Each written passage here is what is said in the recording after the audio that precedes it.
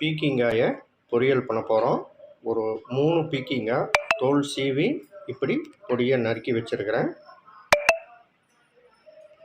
அதுக்கு தாளிப்புக்கு ஒரு 15 சின்ன வெங்காயம் 2ஆக நறுக்கி இருக்கிறேன். 2 பச்சை மிளகா 2ஆக நறுக்கி இருக்கிறேன்.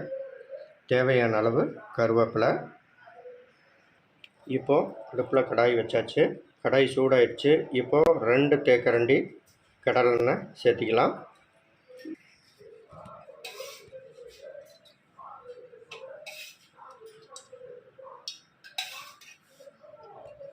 ஊற்றி பொரியல் பண்ணால் தான் கொஞ்சம் நல்லாயிருக்கும். இதை மேக்ஸிமம் நம்ம எண்ணெயிலேயே நம்ம வதக்க போகிறோம்.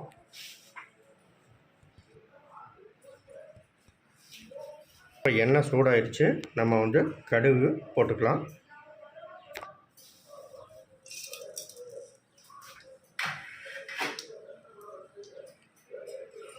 கடுகு பொரியிற வரைக்கும் வெயிட் பண்ணலாம்.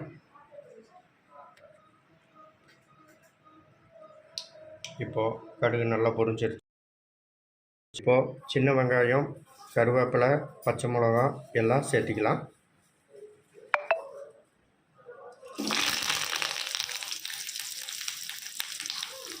இதை நல்லா பச்சை வாசம் போகிற அளவுக்கு நல்லா வதக்கிக்கலாம்.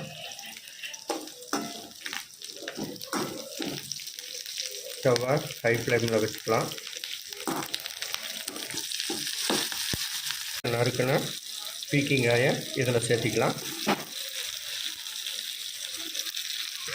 இப்போது 1 ஸ்பூன் மஞ்சள் பொடி தேவையான அளவு சேர்த்திக்கலாம்.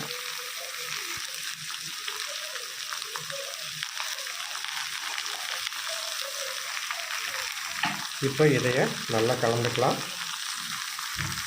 இப்போது காரத்துக்கு இது கூட தனி மிளகாய் தூள் 1 ஸ்பூன் சேர்த்திக்கலாம்.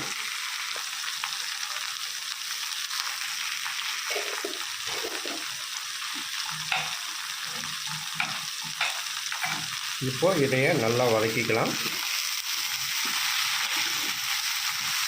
தனி மிளகாய் தூள் மஞ்சள் பொடி கருவேப்பிலை சின்ன வெங்காயம் பச்சை மிளகா எல்லாம் இதில் நல்லா கலக்கிற அளவுக்கு நல்லா பரட்டிக்கலாம். இப்போ தேவையான அளவு உப்பு சேர்த்திக்கலாம்.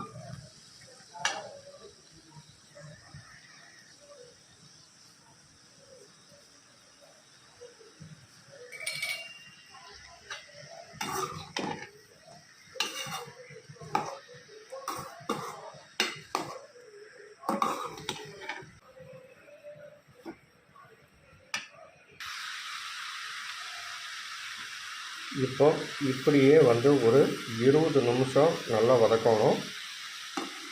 ஸ்டவ்வை லோ ஃப்ளேமில் வச்சுக்கிட்டு வதக்கணும். அப்போ தான் பீக்கங்காய் பொரியல் அருமையாக வரும். வெயிட் பண்ணலாம். இப்போ நல்லா வதங்கிறதுக்கு நம்ம மூடி போட்டு மூடி வச்சிடலாம். இப்படியே ஒரு 10 நிமிஷம் இருக்கட்டும். நடுவில் கிளறி விட்டுக்கலாம். இப்போது நம்ம தண்ணியெல்லாம் இதில் சேர்த்தவே இல்லை. அந்த பீக்கங்காயிலிருந்து வர்ற தண்ணியே இப்போ நல்லா சுண்டி வந்துட்டுருக்கு.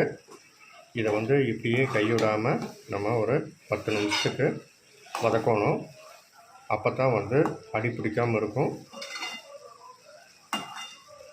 இன்னொரு 5 நிமிஷத்தில் அருமையான ஒரு பீக்கங்காய் பொரியல் சூப்பராக ரெடி ஆயிரும்.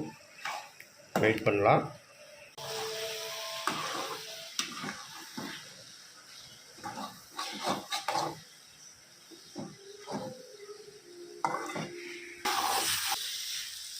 இப்போது அருமையான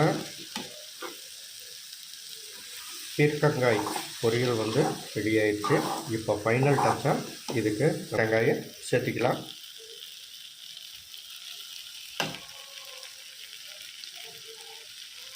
இந்த பொரியலுக்கு திருகின தேங்காய் சேர்த்துனா தான் நல்ல டேஸ்ட்டாக வரும். இதையே தேங்காய் பொரியல் நல்லா வதக்கிக்கலாம். சேர்த்து நல்லா வதக்கிக்கலாம்.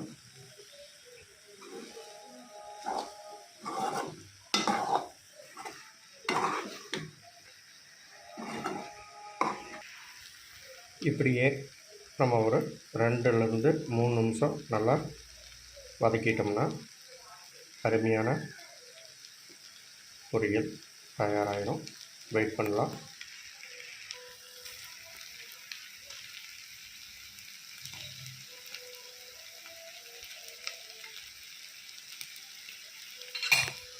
இப்போது அருமையான பொரியல் சூப்பராக ரெடி ஆயிடுச்சு. இதே மாதிரி நீங்களும் செஞ்சு பாருங்கள். இந்த பொரியலை நம்ம வெள்ளை சாதத்தோடு சேர்த்து சாப்பிட்டுக்கலாம்.